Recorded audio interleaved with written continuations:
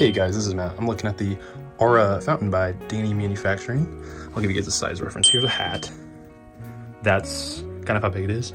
I mean, it is a desk fountain, which is perfect. It fits perfectly right over there. Normally I wouldn't keep it here, but I thought it'd be an easier place to show you guys. It takes about 2.5 liters of water.